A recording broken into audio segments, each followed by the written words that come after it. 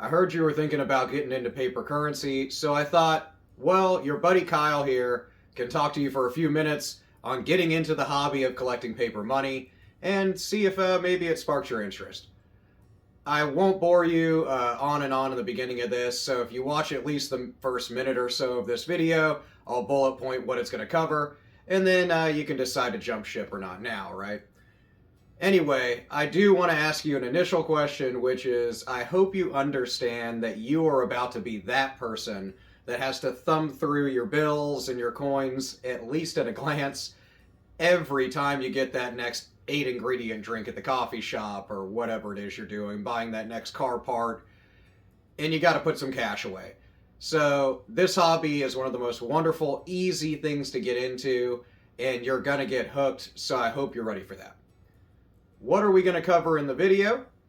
We're going to cover some pretty much basic stuff of getting into the hobby, and I think most importantly in this video, I'll cover quite a few different types of paper currency, banknotes that you can look for that are really good to get into.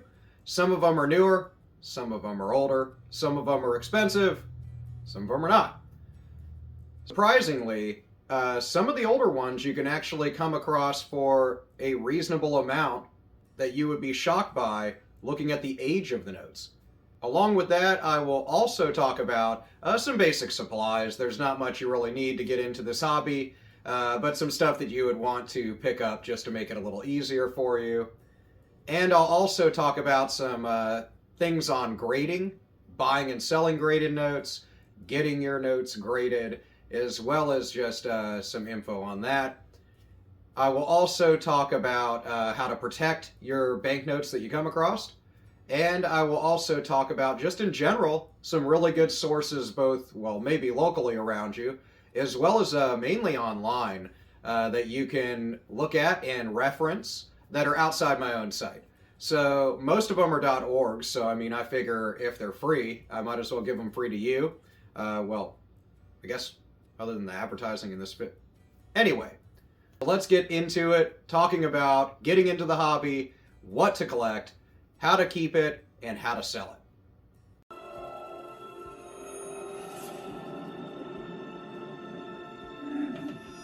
So first, just getting into the hobby is really, really easy. I mean, you can start, and what most people start with is the bills that are right in their pocket.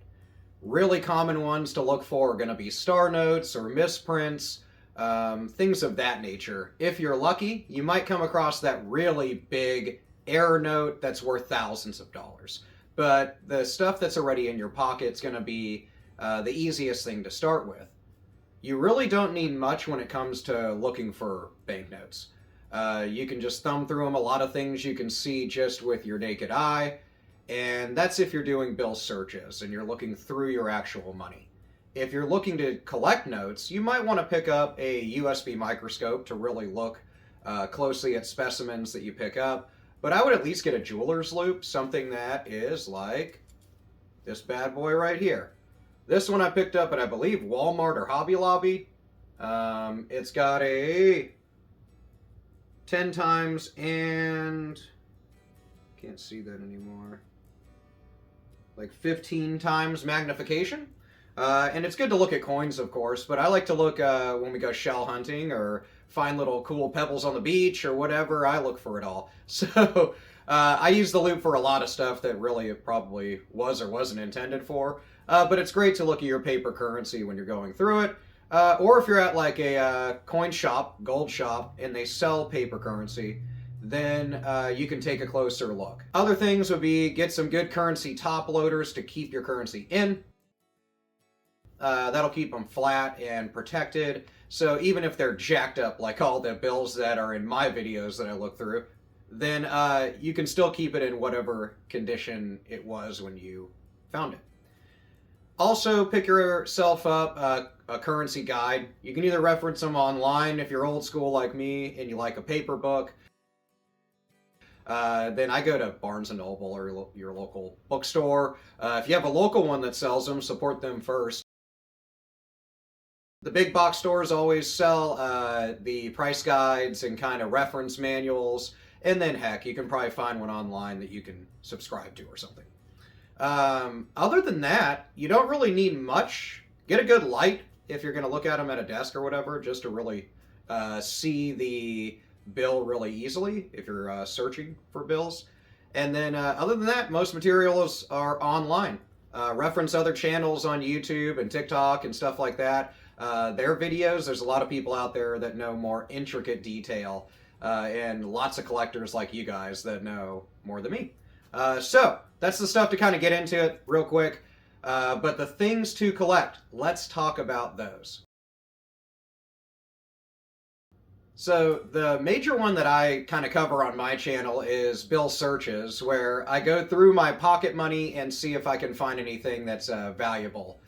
So modern notes, as I already said, are going to be really popular for you to go through and easy to get into this hobby of collecting paper money because they're already something you use every day.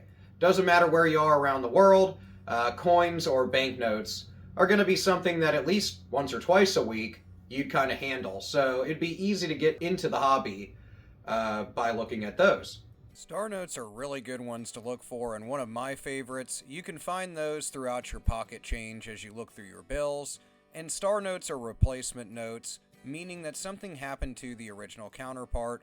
It was replaced, and this is shown with a star at the end of the serial number. An interesting fact about that is usually the serial number in the star note is not the same one as the original that it replaced.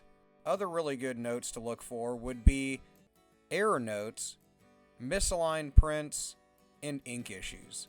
Those are all really good ones to look for as well, as you can readily come across them in smaller, less dramatic versions, but if you're lucky enough to find a really dramatic ink smear or error note, you could be sitting on thousands of dollars.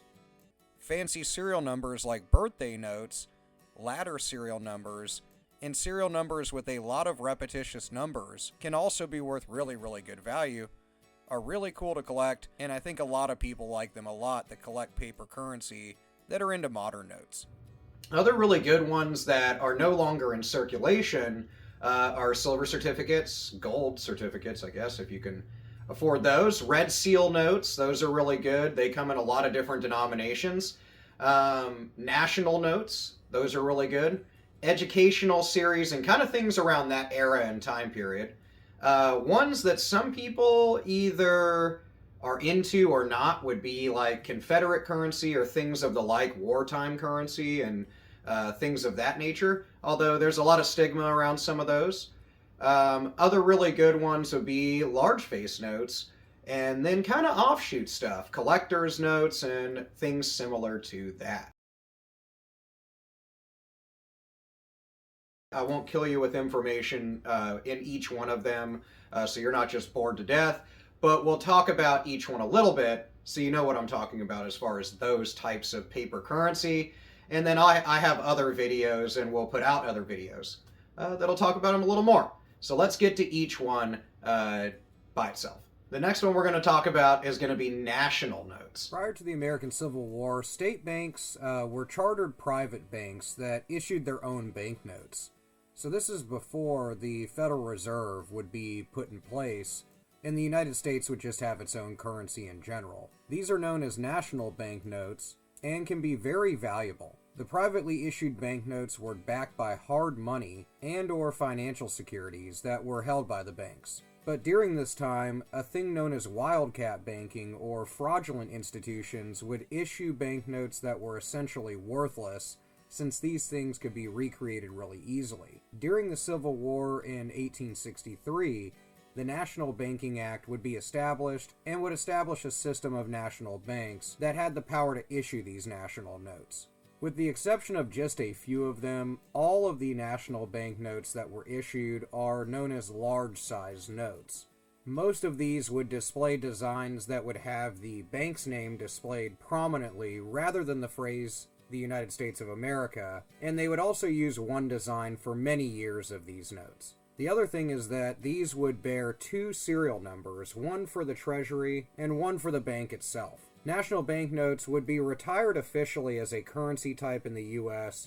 in the 1930s during the Great Depression, as things were consolidated into future Federal Reserve notes, United States notes, and silver certificates.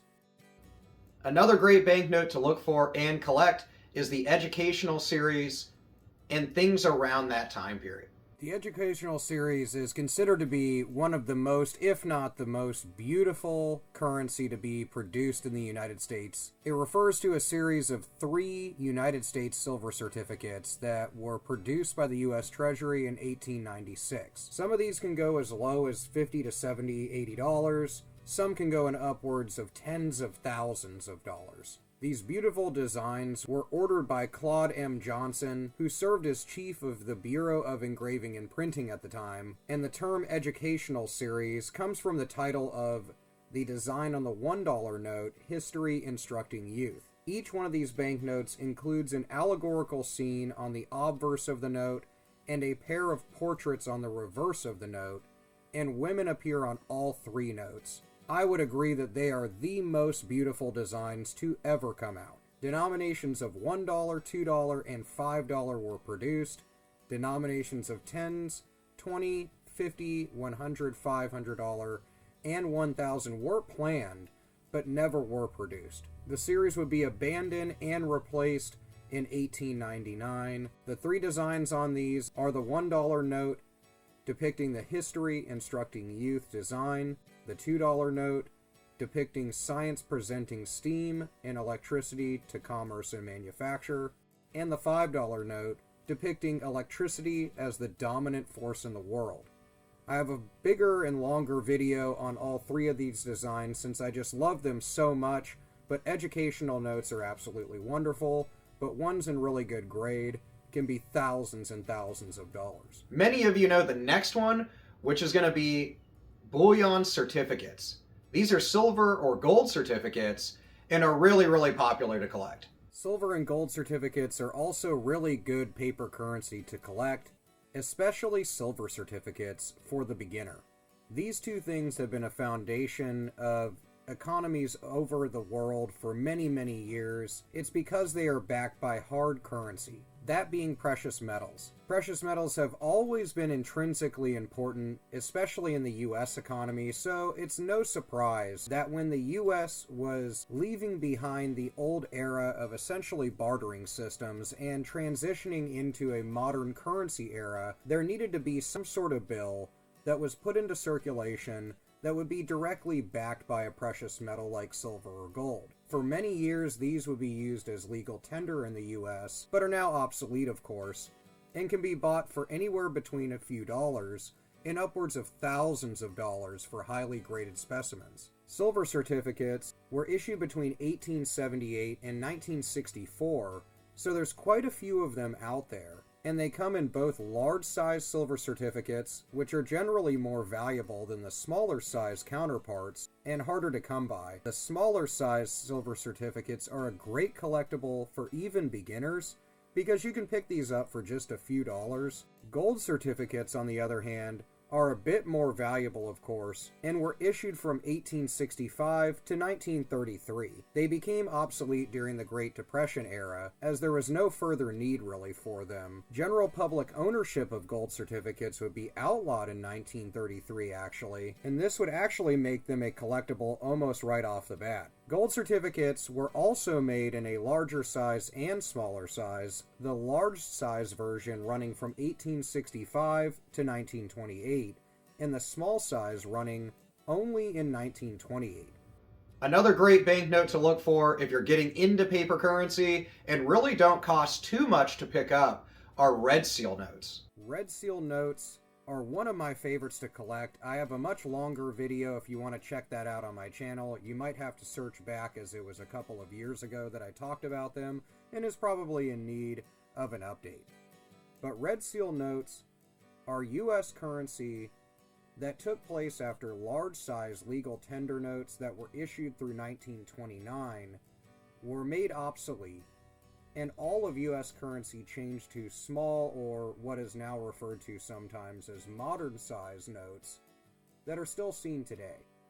Small-size legal tender notes all have red seals and therefore are referred to as red seal notes or red seal bills. These red seal notes were issued in $1, $2, $5, and $100 denominations, Another really good paper currency to look for is fractional currency, which you can find these pretty readily on the market, and they're actually pretty affordable, so they're pretty cool. Fractional currency is one of those things that I think a lot of collectors might not even consider when there's a ton of them out there, both in types, subsets, and designs. These were issued during the outbreak of the Civil War.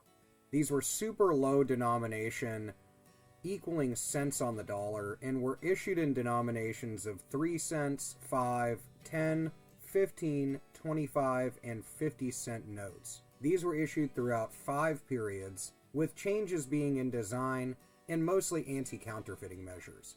Initially, these fractional currency pieces were intended for postage currency, as hoarding gold and silver took place during this wartime period. So these fractional currency pieces would help alleviate the stress on the economy from this hoarding of coins, and also supply a type of currency that could be used for not only a specific usage like postage, but in small fractional amounts. The wonderful thing about fractional currency is there's a lot of examples out there that you can pick up for your own collection. You can actually find fractional currency pieces in many forms for under $30 for a decent condition banknote. So now that we talked about all those different types of paper currencies you can collect, let's talk a little bit about graded notes. A lot of people ask me about that. They go, wait, I mean, if the note's only worth like $10, why would I send it in to get graded? Well, it depends on what type of person in the hobby that you are. If you're collecting them, then it really shouldn't matter to you if you spend a reasonable amount of money compared to the value of the note to get it graded and then hold on to it. Older notes that are out of circulation or obsolete banknotes, those can be worth quite a bit of money. And they gain value. So ones that have been seen selling for only a few dollars, say 20, 30, 40 years ago, are now way, way higher than that, just like many collectibles. So you might just want to get it graded to hold on to and preserve the note. Same as coins or anything else. If you're somebody that is just in the hobby because you love banknotes, but you don't really have the amount of money to get stuff graded regularly, at least not yet, then you might just want to get some nice top loaders for them and currency sleeves, or keep them in an album, and that'll kind of retain the condition of the note. So that's not so much the grading thing. Back to grading. When it comes to grading, I don't really I try to stick around mid-grade stuff. As much as I'd like to have the money to buy really high-end pieces that are really high grade, close to mint kind of grade, then